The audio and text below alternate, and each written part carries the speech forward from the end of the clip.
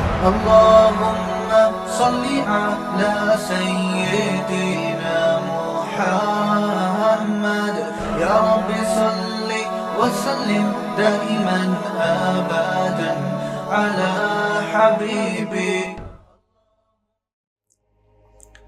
آواز صحیح آ رہی ہے آپ سب لوگوں کو؟ تو بیان یہ چل رہا تھا کہ انسان کی اصلاح کے لیے، انسان کو انسان کا بچہ بنانے کے لیے دو طرح کی رہنمائی کی ضرورت ہے، دو طرح سے ہدایت کی ضرورت ہے. ایک ہدایت تو ہے نظریہ ٹھیک ہو جائے، آپ کا کانسیپٹ کلیئر ہو جائے، آپ کو پتہ چل جائے صحیح کیا ہے اور غلط کیا ہے. بہت سے لوگ بہت باہمت ہوتے ہیں لیکن ان کی محنتیں غلط سمت میں جا کے ضائع ہو رہی ہوتی ہیں. غلط سمت میں محنت ہو رہی ہے اور وہ ضائع ہو رہی.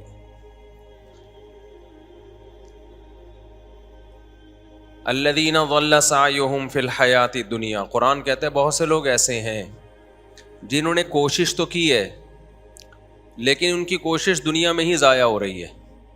وَهُمْ يَحْسَبُونَ أَنَّهُمْ يُحْسِنُونَ صُنْعًا، حالانکہ ان کا خیال یہ ہے کہ وہ بہت اچھا کر رہے ہیں. تو اللہ میاں تو غلط بات نہیں کر سکتے نا بھائی، کیا خیال ہے بھائی؟ تو اس سے میں پتہ چلتا ہے کہ بہت سے لوگ اپنے خیال میں بہت اچھا کر رہے ہوتے ہیں، محنتی بھی ہوتے ہیں، باہمت بھی ہوتے ہیں، بڑی محنت اسٹرگل کر رہے ہوتے ہیں، نیت بھی ان کی ٹھیک ہوتی ہے، لیکن اللہ کہتے ہیں ان کے عمل دنیا میں بھی ضائع اور آخرت میں بھی ضائع. کوئی نیکی، کوئی ثواب نہیں، سوائے ٹینشن کے کچھ بھی حاصل بولو نہیں ہوتا. تو اس سے صاف پتہ چلتا ہے کہ بھائی نظریہ ٹھیک ہونا بہت زیادہ ضروری. ہمیں پتہ تو ہو کہ رخ، محنت کا جو رخ ہے وہ کس طرف ہونا چاہیے، پتہ تو ہو کہ جانا کدھر کو ہے. آپ نے جانا تھا پشاور، کوئٹہ کی بس میں بیٹھ گئے آپ، محنت تو اس میں بھی ہوگی کہ نہیں ہوگی؟ فرض کریں اب تو کوئٹہ کے روڈ بن گئے، فرض کریں روڈ بھی ٹوٹا ہوا ہو، بس بھی کھٹا رہا ہو، دھکے کھا رہے ہو. میں ایک دفعہ کوئٹہ سے میرانشاہ گیا ہوں بس میں، بہت پرانی بات ہے، تو 95-94 کی بات ہوگی. وادی بولان جو تھی نا، وادی بولان، یہاں سے بس ہماری گزر کے کوئٹہ سے میرانشاہ گئی. روڈ ووڈ نہیں تھا، کھڈے تھے، بس بھی نان ایئر کنڈیشن. تو مجھے یاد ہے 30 سے 36 گھنٹے کا ہم نے سفر کیا ہے پیچھے پھٹے پہ بیٹھ کے. بس کا جو پیچھے ہوتا ہے نا، سیٹ نہیں تھی، اس پہ ایک پھٹا رکھا ہوا تھا. پھٹا سمجھتے ہیں؟ پھٹا نہیں ہوتا، سیٹ ویٹ نہیں تھی، پھٹے پہ بیٹھ کے. جب کوئی کھڈا آتا تو ڈرائیور کی طرف سے 2 سہولتیں تھیں اس میں. وہ اسپیڈ سے بھگا رہا تھا، جیسے ہی کھڈا آتا تو جو سیٹ جس پہ ہم بیٹھے ہوئے تھے وہ سیٹ بھی نیچے اور ہم بھی نیچے، یعنی وہ ایک دم سے اچھلتی اور وہ پھٹا اٹھ کے نیچے گرتا. میں اور میرے دوست تھے ہمارے ساتھ، ہم دونوں بھی نیچے گرتے. یہ میں کوئی رپورٹیں پیش نہیں کر رہا، ابھی موضوع کی طرف آ رہا ہوں. اور 3 شیشے ٹوٹے راستے میں کھڑکی کے، یعنی خود بس ہی کے 3 شیشے ٹوٹے، کسی پتھراؤ سے نہیں بلکہ ٹریولنگ سے. یعنی اتنے کھڈے آ رہے تھے کہ 3 شیشے کھڑکیوں کے ٹوٹ گئے، اس میں کھڈوں سے ہی ٹوٹ گئے. لیکن آپ مجھے ایک بات بتاؤ، اتنا ٹینشن والا سفر، ہم جب میرانشاہ پہنچے ہیں نا تو رات کو جب سوئے ہیں تو میں اور میرا دوست جو ہمارے ساتھی تھے، لوگوں نے بتایا کہ پوری رات خواب میں آپ لڑتے رہے ہو، باتیں کرتے رہے ہو، لاتیں گھماتے رہے ہو، مکے گھماتے رہے ہو. ہمیں تو نہیں پتا تھا کیا ہو رہا ہے، لیکن جو جاگ رہے تھے انہوں نے کہا یہ سوتے ہوئے میں بول بہت رہے تھے. جب بہت زیادہ تھکاوٹ ہوتی ہے نا، انسان سوتے میں بولتا ہے. اب آپ مجھے ایک بات بتاؤ، اتنا لمبا سفر ہم کر کے جا رہے ہیں بس میں پھٹے پہ. میں نے ٹریولنگ بہت کی ہے، میں نے ڈاٹسن کے پیچھے 24 گھنٹے کا سفر کیے، پیچھے بیٹھ کے کچے میں. سمجھتے نہیں ہو بات کو؟ ڈاٹسن کے پیچھے بیٹھ کے بغیر سیٹ کے کچے میں 24 گھنٹے کا سفر کیا ہے. دھول مٹی کھڈے کیا حال ہوا, کچے میں روڈ کے بغیر. نہیں آئی میرا خیال ہے بات سمجھ میں. تو لوگ اب ریوو دیکھ رہے ہیں, ریوو میں گھوم رہے ہیں. خیر, کبھی چھاؤں میں ملو تو ہم تمہیں کچھ باتیں بتائیں گے, شرط یہ کہ اکیلے میں ملو. خیر, تو اب ایک بات مجھے بتاؤ, ایک آدمی 30 سے 36 گھنٹے کا سفر کر کے جا رہا ہے. اتنا لمبا سفر ہے نہیں کوئٹہ سے میران شاہ کا, لیکن روڈ نہ ہونے کی وجہ سے اتنا لمبا تھا. پتا چلا جی جب ہم میران شاہ پہنچے, پتا چلا جی یہ تو میران شاہ نہیں, ہم تو بالفرض کابل پہنچ گئے ہیں, کسی اور رخ پہ ہمارا سفر تھا. تو کس قدر بڑی ٹینشن ہوگی کہ نہیں ہوگی. وہ کھڈے بھی ہم سے برداشت ہو رہے ہیں, وہ پھٹے گر رہے ہیں بس میں, اور شیشے بھی ٹوٹ رہے ہیں, لیکن ہمیں ایک چیز کی تسلی ہے کہ آج نہیں تو کل ہم اپنی منزل پہ پہنچ جائیں گے. مجھے کسی کام سے جانا تھا میران شاہ, تو آج نہیں تو کل ہم منزل پہ کیا ہوگا, ٹینشن ہے لیکن کوئی بات نہیں پہنچ جائیں گے. تو وہ ٹینشن برداشت ہو جاتی ہے. لیکن اگر یہی ایئر کنڈیشن بس کا سفر ہوتا, گدوں پہ بیٹھے ہوئے ہوتے, بہت ہی مزے کا موٹر وے پہ سفر ہو رہا ہوتا, ہم یہ سمجھتے کہ میران شاہ جا رہے ہیں, لیکن جا کہاں رہے ہوتے, ایران کی طرف رخ ہوتا یا کسی اور جگہ کی طرف رخ ہوتا. 1-2 گھنٹے کے بعد ہمیں پتہ چلتا بھائی ہماری تو سمتی کہاں ہے, جو ڈائریکشن جس میں ہمیں جانا تھا وہ تو ڈائریکشن ہے ہی نہیں, یہ تو غلط ڈائریکشن پہ گاڑی چل پڑی ہے. ایک منٹ سفر کا انسان کو کھلنے لگتا ہے کہ یار یہ کیا ہو رہا ہے میرے ساتھ. میں سمجھا پا رہا ہوں اپنی بات ہے بھائی. تو ہمارے ہاں بہت سے لوگ محنت کر رہے ہیں, لیکن ان کی ڈائریکشن صحیح نہیں ہے, ان کو منزل کا ہی نہیں پتا, ان کے کانسیپٹ کلیئر نہیں ہے کہ جانا کدھر ہے. کچھ لوگوں نے دولت کو اصل بنا لیا کہ پیسہ کمانا ہے, محنت کر رہے ہیں, صبح و شام پیسہ کمانے کی کوشش میں لگے ہوئے, ضرور کمائیں, لیکن اصل منزل انہوں نے کس کو بنا لیا, پیسہ کمانے کو. جب پیسہ کما لوگے, آ جائے گا پیسہ, کچھ دن عیاشی ہوگی, اس کے بعد آپ کو پتا چلے گا کہ بھائی میں نے اپنی زندگی ایک ایسی چیز میں کھپائی ہے جس میں مجھے کھپانی نہیں چاہیے تھی. اصل ہدف مجھے کچھ اور بنانا چاہیے. پیسہ ضرور کماتا میں, لیکن اصل ہدف میں نے بنا کے اس کو کیا کر دیا میرے بھائی, غلط کر دیا. میں آپ کو ایسے پیسے والے ملاؤں گا, دبا کے نوٹ چھاپے انہوں نے. اس کے بعد جب 40-50 سال سے اوپر ان کی عمر ہوتی ہے, 50 سال سے اوپر, بوکھلاہٹ کا شکار, ٹینشن, اسٹریس, خودکشی کے خیالات, بہت سارے مسائل ان کے ساتھ کھڑے ہو جاتے ہیں.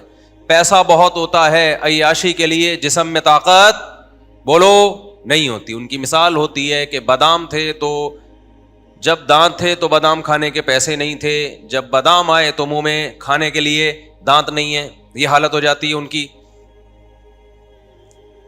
پیسہ کمانا منع تھوڑی ہے بھائی, پیسہ ہدف ہونا ہی نہیں چاہیے. اور جو پیسے کو ہدف بناتا ہے اس کے دل میں دنیا کی محبت پیدا ہوتی ہے. سب سے بڑا مسئلہ یہ ہے, ہوس پیدا ہو جاتی ہے. یہ ہوس اس کو اندر سے کیا کرتی ہے, نوچ نوچ کے کھاتی ہے. یہ ہوس اس کو کیا کرتی ہے, اندر سے نوچتی ہے, اس کو کھانے کی کوشش کرتی ہے. ہر وقت کی ایک ٹینشن چھن نہ جائے, ختم نہ ہو جائے. میں مروں گا تو اتنی دولت کا کیا ہوگا. میں ملیشیا گیا تو میں نے وہاں چائنیز کا قبرستان دکھایا ولاگ میں. ولاگ میں نے چائنیز کا قبرستان, وہاں جو ارب پتی کروڑ پتی لوگ, ان کی موت کے وقت حالت کیا ہوتی ہے وہ میں نے وہاں اس ولاگ میں بتائی ہے. وہ پریشان ہوتے ہیں, یار اتنا سارا پیسہ میں چھوڑ کے جا رہا ہوں, اربوں روپے, کیا میں مر جاؤں گا اور یہ بعد والے نوچ نوچ کے کھا جائیں گے. ان کو تو فری پھوکٹ میں مل رہا ہے. ساری محنت کس کی ہے بولو, میری ہے یار. میں نے دماغ لگایا, میں نے امیزون اور فلانا اور ڈمکانا, اور یہ جو آج کل نیٹ پہ چل رہا ہے, نیٹ پہ جو تمہیں امیزون سے پیسہ کمانے کے طریقے بتا رہا ہے نا, وہ تمہیں طریقے بتا رہا ہے, خود کما رہا ہے. نہیں ہے بات میرا خیال ہے, کیونکہ تم جب اس کی ویڈیو دیکھتے ہو تو وہ خود وہ طریقہ اختیار نہیں کرتا امیزون سے, وہ صرف کلپ بنا بنا کے پیسہ کمانے کے طریقے بتانے کے پیسے کما رہا ہوتا ہے. نہیں آئی تو اس لیے امیزون سے پیسے کمانے کے بجائے بہتر ہے امیزون سے پیسے کمانے کے طریقے بتا کے پیسہ کماؤ. بہت گہری بات کی, ان لوگوں کی سمجھ میں نہیں آئی میرا خیال ہے. دوبارہ بتا دوں, دیکھو ایک تو ہوتا ہے امیزون سے پیسہ کمانا, اس کے لیے تو محنت کرنی پڑے گی, کمپنیوں سے آپ کو کمیشن پہ جو ہے نا لینا پڑے گا, آپ کی پروڈکٹ میں وہاں بکوانا چاہتا ہوں, وہ تو مشکل سے ملتے ہیں, اتنے آسانی سے نہیں ملتا. تو آپ پتہ نہیں کمیشن ایجنٹ بن کے کما سکو نہ کما سکو, لیکن بہتر یہ کہ آپ بجائے امیزون سے پیسہ کمانے کے, آپ امیزون سے پیسہ کمانے کا طریقہ بتانا شروع کر دو. نہیں یہی بات میرا خیال ہے, طریقہ بتانے کے پیسے زیادہ ملیں گے, ویوز بڑھیں گے, آپ کے ایڈ چلیں گے اس پہ, لوگ دیکھیں گے, سب آپ کی طرف آ جائیں گے, یار یہ پیسہ کمانے کا طریقہ جانتا ہے. جب آپ سے کوئی پوچھے گا آپ کیسے کما رہے ہو, آپ بھی اس طریقے سے کما رہے ہو, کہہ رہے نہیں میں بتا کے کما رہا ہوں. یار ان لوگوں کو سمجھ میں بات آتی نہیں ہے یار. دوبارہ آسان, ایک ہوتا ہے پکوڑے بنا کے بیچ کے پیسے کمانا, یہ بہت مشکل ہے, سمجھ رہے ہو, پکوڑے بنا کے اس کو بیچنا. اس کے لیے کوکنگ آئل چاہیے, دکان چاہیے, مزدور چاہیے, ہری مرچ چاہیے, بیسن چاہیے, کوکنگ آئل چاہیے, پولیس والوں کے بھتے چاہیے, بہت کچھ چاہیے. اس کے بعد کسٹمر بھی چاہیے, ہو سکتا ہے آپ کا پکوڑا نہ بکے. آسان طریقے, پکوڑے بنانے کا طریقہ بتاؤ اور لوگوں کو بتاؤ پکوڑے میں بڑا پیسہ ہے, یہ بتاتے رہو. لوگ آپ کا چینل دیکھتے رہیں گے اور آپ کے پاس, چاہے وہ ان کا پکوڑا آپ کا بیڑا ہی غرق ہو جائے, وہ دکانیں کھول کھول کے بیٹھے ہوں گے, بولیں گے یار ہمارے پاس تو کوئی کسٹمر آ نہیں رہا. نہیں آئی میرا خیال ہے بات. اس لیے یوٹیوب پہ اچھے برے دونوں طرح کے لوگ ہیں. کچھ طریقے بتا رہے ہوتے ہیں وہ جینین طریقے ہوتے ہیں, کچھ طریقے جو بتا رہے ہوتے ہیں جینین نہیں ہوتے, وہ صرف طریقہ بتانے کے ان کو پتا ہے پیسے ملیں گے, لیکن وہ طریقے مارکیٹ میں چلتے نہیں ہیں. ایسے بھی بہت سارے لوگ ہیں, میں نہیں کہہ رہا سارے فراڈی ہیں, دونوں طرح کے لوگ ہیں. سمجھتے ہو نہیں بات کو؟ تو میں جلدی سے بات کو سمیٹتا ہوں. تو میرے بھائی آپ نے کیا کیا کہ آپ نے ہدف بنا لیا دولت کو, کہ میں پیسہ کماؤں گا, پیسہ کماؤں گا, پیسہ کماؤں گا. تو میں وہ چائنیز کی مثال دے رہا تھا کہ اربوں روپے کما لیتے ہیں. موت تو ایک حقیقت ہے نا بھائی, اس سے کوئی جان چھڑا سکتا ہے؟ ایسے سیکنڈوں میں انسان مرتا ہے پتہ ہی نہیں. کتنے ہی نسخے استعمال کر رہو بھائی صحت کے, اینٹی ایجنگ چیزیں کھا لو, بادام کھا لو, اخروٹ کھا لو, دیسی گھی کھا لو, تو کیا آپ بچ جاؤ گے؟ بیٹھے بیٹھے مر جاتا ہے آدمی. موت کے بعض اسباب ایسے ہیں جو ڈاکٹروں کو بھی پتہ نہیں ہے. ڈاکٹر خود اعتراف کرتے ہیں بھائی بیٹھے بیٹھے بھی بندہ مر سکتا ہے. میرے پاس ایک ہارٹ اسپیشلسٹ آئے ملنے کے لیے, میں نے ان سے ہارٹ کے بارے میں معلومات لینا شروع کر دی. انہوں نے بتایا جی ایسے ہوتا ہے, یوں ہوتا ہے, جب ہم پراٹھے زیادہ پھوڑتے ہیں تو چربی بننا شروع ہو جاتی ہے, کولیسٹرول بننا شروع ہو جاتا ہے, رگیں تنگ ہوتی ہیں وغیرہ وغیرہ. میں نے کہا اگر انسان احتیاط برتنا شروع کر دے تو کیا کبھی بھی ہارٹ اٹیک نہیں ہوگا؟ جاگنگ بھی کرے, جم بھی جائے, کھائے کم, میٹھا چھوڑ دے, آئل چھوڑ دے, زبردست چھچڑی اور ان چیزوں پہ آ جائے, تو کیا آپ گارنٹی ہے کہ ہارٹ اٹیک نہیں ہوگا؟ ڈاکٹر صاحب نے کہا کوئی گارنٹی بولو نہیں ہے. میں نے کہا پھر کیا فائدہ؟ انہوں نے کہا چانس کم ہو جائیں گے, چانس ہارٹ اٹیک کے کم ہو جائیں گے, لیکن زیرو بولو نہیں ہوں گے. میں نے کہا کیوں زیرو نہیں ہوں گے بھائی, جب اس کے کولیسٹرول بھی نہیں بن رہا, رگیں بھی کھلی ہوئی ہیں, کیا خیال ہے بھائی جان؟ ابے سارے ہارٹ کی رگیں بھی کھلی ہوئی ہیں, دل بھی صحت مند ہے, تو اٹیک کیوں ہو رہا ہے پھر؟ انہوں نے کہا بات یہ میرے بھائی, ہمارے دماغ سے کرنٹ جاتا ہے کہاں؟ ہارٹ کی طرف. وہ کرنٹ جاتا ہے, جیسے موٹر کو کرنٹ ملتا ہے, پاور ملتی ہے, تو موٹر کیا کرتی ہے؟ گھومتی ہے, اور پانی آتا ہے. تو ایسے ہی ہمارے دماغ سے کرنٹ جاتا ہے ہارٹ کی طرف. وہ کرنٹ جب جاتا ہے تو ہارٹ کیا کرتا ہے؟ چلتا ہے. بعض دفعہ وہ کرنٹ جاتا ہی نہیں ہے, جیسے فیوز اڑ گیا نا بندے کا. ابے آپ نے پاور لگائی اور کرنٹ آیا, موٹر چلی, موٹر گھومے گی, آگے پائپ میں کائیاں ہیں تو پائپ پھٹ جائے گا نا, پائپ کے سوراخ ہی تنگ ہو گیا, آگے جگہ ہی نہیں ہے تو موٹر جل جائے گی. تو دل بھی ایسے ہی کرتا ہے, رگوں میں جب تنگی پیدا ہو جاتی ہے, آگے خون کو پمپنگ کے لیے جگہ نہیں ملتی, تو وہ خون واپس ریورس مارتا ہے اور دل کیا ہو جاتا ہے؟ دل میں درد ہوتا ہے, جو بھی ہوتا ہے وہ اللہ ہی جانے. لیکن بعض دفعہ کیا ہوتا ہے بھائی, لائٹ ہی چلی گئی, موٹر آپ نے ریپیئر کروائی, موٹر کی سروس کروا دی آپ نے, پائپ نیا والا لا کے ڈال دیا, سب کچھ کر دیا, پیچھے سے لائٹ کیا ہو گئی. ہمارے یہاں تو یہ ہوتا رہتا ہے. یعنی یہ مثال تو ہمارے ہاں KESC والے پیچھے سے بٹن کیا کر دیتے ہیں؟ بند کر دیتے ہیں. تو موٹر صحیح ہونے کے باوجود بھی پانی آتا ہے پھر اس میں. تو دل کے ساتھ بھی ایسا ہوتا ہے. بعض دفعہ کیا ہوتا ہے, یہ انگریزوں کے ساتھ بھی ہوتا ہے. آپ نے بڑے بڑے فٹ بالر دیکھے ہوں گے, ایسی ویڈیوز یوٹیوب پہ پڑی ہوئی ہیں. فٹ بال کھیل رہا ہے, فٹ بال کھیلنے والے کا دل کتنا صحت مند ہوتا ہے پتا ہے آپ کو. کمزور دل والا فٹ بال نہیں کھیل سکتا. اگر کمزور دل والا فٹ بال کھیلے تو وہ فٹ بال بن جائے گا. کمزور دل والا کھیل ہی نہیں سکتا فٹ بال, اتنا ٹف کھیل ہے. لیکن آپ نے فٹ بالرز کو دیکھا ہوگا میدان میں کھڑے کھڑے ہارٹ اٹیک سے گر کے مر جاتے ہیں. دیکھا کہ نہیں دیکھا؟ تو بھائی کیا ہے کہ وہ جو دماغ سے کرنٹ آ رہا ہے وہ تھوڑی دیر کے لیے کیا ہو گیا, ڈسکنیکٹ. اللہ میاں نے کیا کر دیا اوپر سے. اللہ میاں کا بھائی تو ایک ادارہ ہے نا جو الیکٹریسٹی پرووائڈ کرتا ہے, بجلی دیتا ہے ہمیں. وہ اوپر سے اللہ میاں نے کیا کر دیا, سوئچ آف. بیٹھے بیٹھے بندہ کلٹی. بڑی صحت مند غذائیں کھا رہا تھا, روزانہ لہسن پھانک رہا تھا, صحیح ہے نا, لیکن کیا ہو گیا, کلٹی بولنے میں کچھ جا رہا ہے کہ آپ کلٹی نہیں ہوگے اس طرح کہنے سے. جب کلٹی ہونا ہوگا نا خود ہی ہو جاؤ گے. ڈرو مت, موت سے ڈرے نا تو پہلے مر جاؤ گے. تیار رہو مرنے کے لیے. کسی بھی وقت کوئی بھی کسی ٹائم پہ مارکیٹ سے شارٹ ہو سکتا ہے. یہ دماغ سے نکال دو کہ میں نہیں مروں گا جلدی. دنیا میں سب سے بڑا بے وقوف وہ ہے جو یہ سمجھتا ہے کہ یہ بے وقوف تھے جو مر کے چلے گئے قبرستان میں بھرے ہوئے.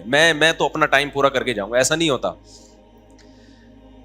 تو اب میں آپ کو چند ایک مثالیں دیتا ہوں ڈاکٹروں کی, جس سے آپ کو پتا چلے گا کہ بھائی ہم کس چیز سے دل لگا رہے ہیں, کتنے بڑے بے وقوف ہیں ہم لوگ. کانسیپٹ ہی کلیئر نہیں ہے ہمارے. تو ڈاکٹروں کی مثالیں اس لیے دے رہا ہوں کہ قرآن و سنت کی مثالیں تو سنتے رہتے ہیں نا, ان پہ تو یقین نہیں آتا. اس میں ڈاکٹروں کی مثالیں دے رہا ہوں. تو ہارٹ اسپیشلسٹ ڈاکٹر, ایک نہیں کئی ڈاکٹروں سے پوچھا ہے, کہتے ہیں بھائی بغیر کسی وجہ کے بھی ہارٹ اٹیک ہو سکتا ہے. بیٹھے بیٹھے ٹیں, کوئی وجہ نہیں ہے, ایکسرسائز بھی کر رہے ہو, جم بھی جا رہے ہو, ساری صحت مند خوراکیں, پھر بھی مر سکتا ہے آدمی. لیکن چانس کم ہوتا ہے, مگر ہوتا ہے, ختم نہیں ہوتا چانس. دوسرا بڑی بیماری کیا ہے, شوگر ہے کہ نہیں ہے. شوگر سے بھی لوگ مرتے ہیں, گردے بیٹھ جاتے ہیں, بینائی چلی جاتی ہے, دماغ خراب ہو جاتا ہے, پتہ نہیں کیا کیا ہوتا ہے. شوگر تو ہر جگہ جا کے اٹیک کرتی ہے. گردے گئے تو ڈائلسس پہ آ گئے, ڈاکٹر خود بتا دیتے ہیں اتنے دن تک آپ کی زندگی ہے. اب شوگر کے لیے کتنے سارے شوگر اسپیشلسٹ جو ہے نا بڑے بڑے, ان سے میں نے رابطے کیے. میں نے کہا بھائی شوگر سے کیسے بچا جا سکتا ہے. انہوں نے کہا ویٹ نہیں بڑھنے دو, یہ کرو, وہی جو صحت مند خوراکیں اور بادام پستے اور اخروٹ اور آرگینک چیزیں, سارے ڈاکٹر یہی بتاتے ہیں, بھاگو دوڑو ایکسرسائز کرو. ڈاکٹر صاحب کیا یہ سارے کام کرنے کے بعد گارنٹی ہے شوگر نہیں ہوگی؟ شوگر کے اسپیشلسٹ بولے گا گارنٹی میرے بھائی, بولو نا نہیں ہے. ابے پھر کیا, میں وہ واقعہ بتاتا ہوں لیکن ابھی نہیں بتاؤں گا وہ واقعہ. پھر بھی گارنٹی نہیں ہے. وجہ کیا ہے بھائی؟ نہیں بھائی کچھ پتہ نہیں ہوتا کسی بھی چیز کا. موروثی ہوتی ہے, آپ کے باپ دادا نانا پردادا میں کسی کو ہوئی ہوگی, آپ کو ہو گئی. گارنٹی ڈاکٹر کسی چیز کی نہیں لیتا. گارنٹی فریج کی لی جا سکتی ہے, گاڑی کی لی جا سکتی ہے, بہت ساری چیزوں کی.